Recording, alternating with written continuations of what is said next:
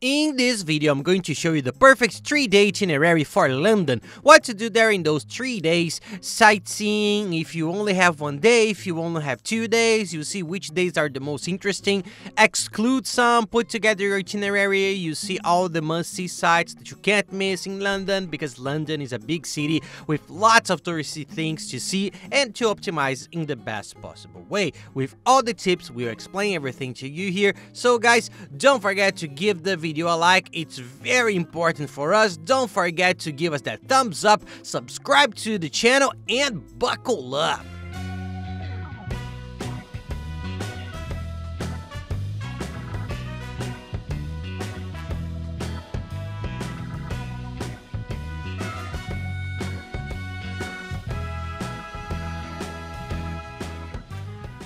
Hey guys, for those who don't know me, I'm Gabriel Lorenzi and I'm the creator of the Grupo Dicas, the largest travel content network in the world, and today we're gonna talk about London, one of the biggest tourist cities in the world.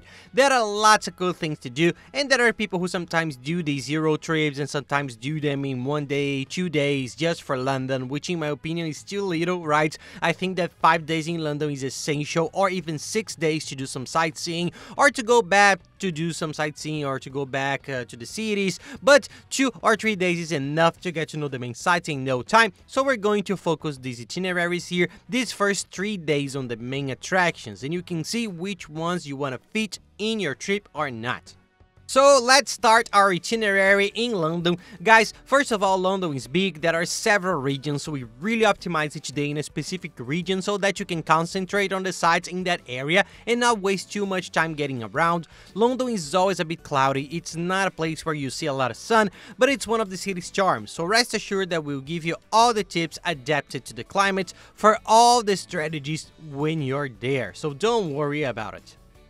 The first day, you already know many of the main tourist attractions, they're very close, it's really nice. There's the Westminster area, which is one of the neighborhoods with the most tourist attractions. It's the place we recommend you to stay, right? The hotel we stayed in last time was very nice, I'll show you here. We did practically all of these first things. The first few days here were all on foot, no need to take a bus or Uber, nothing super close. So I'll give you all the details right here, so let's go. Guys, you start in the Westminster area, you go straight to Buckingham Palace, which is the palace you're used to seeing everywhere. It's the palace where the Queen's family, the royal family, the changing of the guard takes place. It's a very iconic place. There's a touring side, right? And depending on the day, but I think there are other cooler tours. I don't think it's a must-see tour, right? There are others very nice you can take, but you have to go in front of the palace to take some pictures. There is St. James Park, which is a beautiful garden that's an extension of Buckingham Palace, and you can sit there and take some photos. It's a really nice place to visit.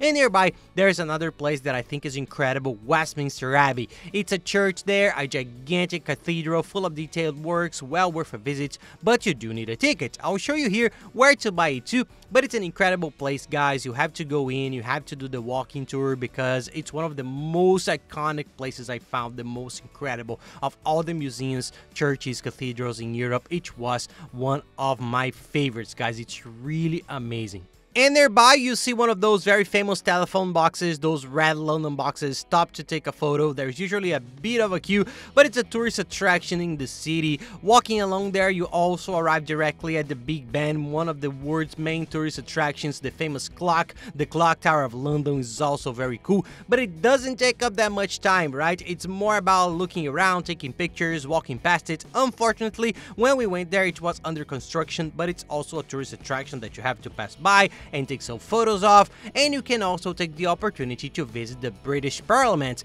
to get together that day, get ready, wake up early, go prepare to walk, because you're going to see a lot, a day full of tourist attractions, people, there's a lot to do, so you have to be prepared. And then it will be probably the end of the afternoon, the end of the day, because you have already seen a lot of things there. It's kind of late afternoon, isn't it, at the end of the day, because you have already seen a lot. Our tip for you is to cross the Thames Bridge and go to the London Eye, which is London Ferry Wheel, and one of the largest ferry wheel in the world.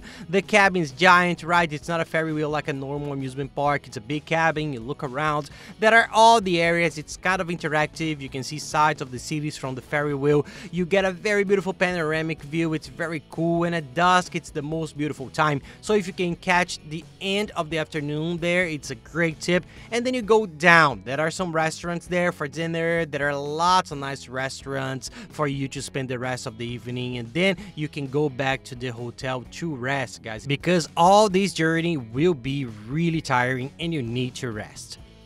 So guys, all the attractions I've mentioned, most of London's attractions require tickets. You have to buy the ticket and you have to buy it in advance. You can't buy it on the spot because there's a lot of queuing. There are people who spend 12 hours queuing there and it's more expensive. You can buy everything in advance, pay less, and save on the fees. Down here in the description of the video, I'm going to leave an organized link with a page of ours, which has all the websites and links there that we use it to put together our entire trip.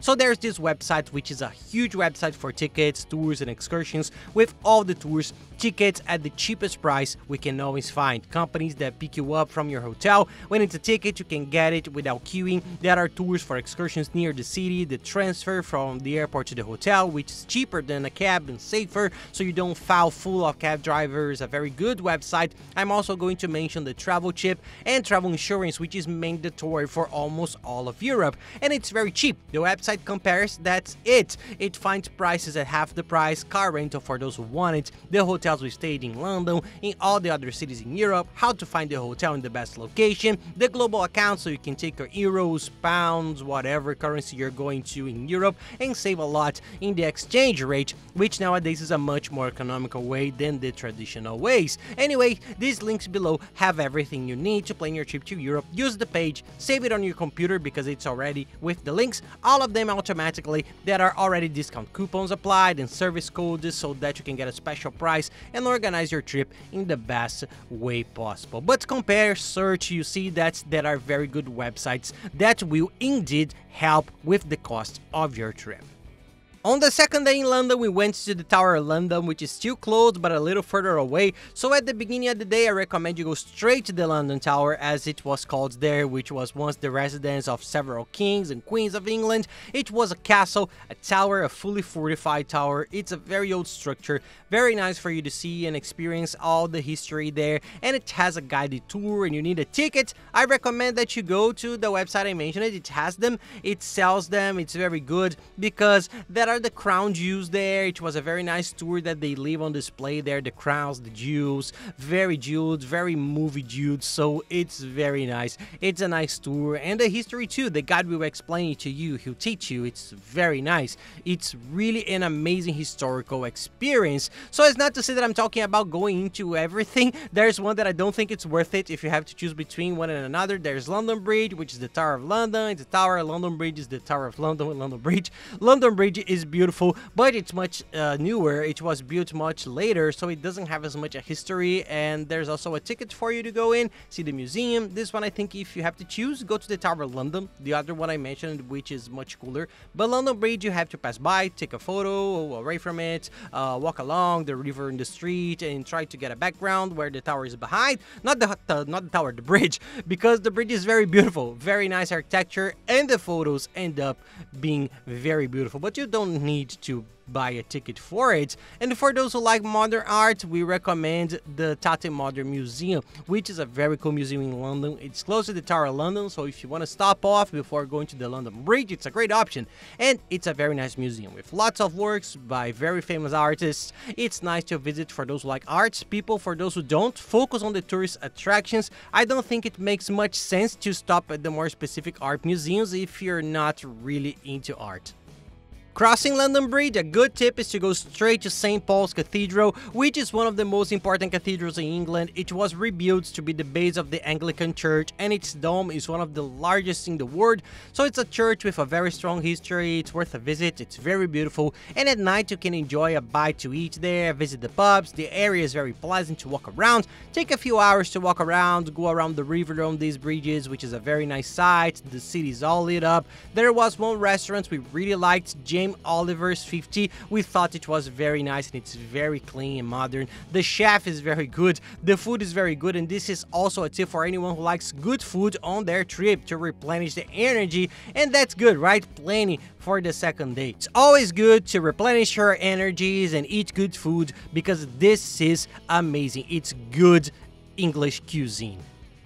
For the third day, I'm going to give you two options. First I'm going to talk about a sightseeing tour of London and then about day trips, which I think are worth considering, but let's focus on London, which only has 3 days or 2, so let's go. Let's focus on the third day in London. A good itinerary is to go to the British Museum, which is free. It's huge and has a lot of cool stuff, and for those of you with children, there are some very nice museums to visit too, such as the Sherlock Holmes Museum, which children's love. It's a great place to visit, and there's also Madame Tussauds, which is a wax museum with celebrities, singers, and artists in almost human form, and you can get tickets on the website I mentioned it. There's all of this. People go in, compare the prices, look at the photos so you can understand what the rides are like. Once you've chosen, you can put together your itinerary, guys, and also take the opportunity to visit the famous Harry Potter station at King's Cross train station. It's really cool, so this is a good day to visit more museums and themed attractions. Hyde Park too, if you have a bit of time left over, you've been to the museum, you haven't spent too long there, go to Hyde Park.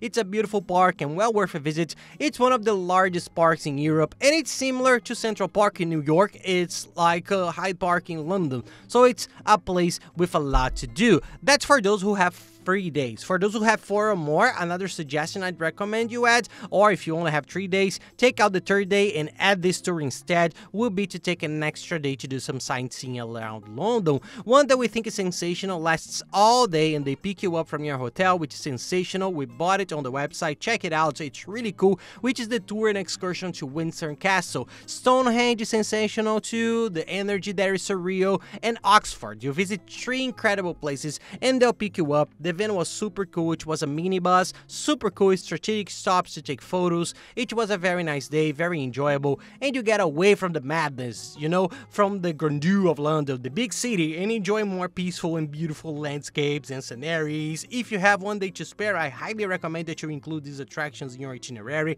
You can make it a 4th day of your itinerary or add it to the other days. If you have fewer days on your trip, you have to choose, so select the best. And if you're in doubt about what to combine with London in your itinerary, Paris fits in perfectly. I'm going to make the next video for now about France and England, which is 6 to 7 days in Paris and 6 and 7 days in London, which is very cool. We had a sensational trip. There's a train that takes 2.2 hours from one place to the other, so if you're still having doubts, watch the video. I'm recording a huge series of videos of itineraries in Europe, putting this country together with that, Greece with Italy, Portugal with Spain, various combinations, which are the tourist favorites, to try and help you put together your itinerary. And that's it, guys. I hope you liked the video. If you like it, please don't forget to give us a like and subscribe to the channel because it really helps us a lot. And don't forget to check out the other videos, which are very good. I'll leave the 2 most important ones up here so that you can plan your entire trip to England and Europe in the best possible way. So that's it, guys. Thank you very much and have nice trips.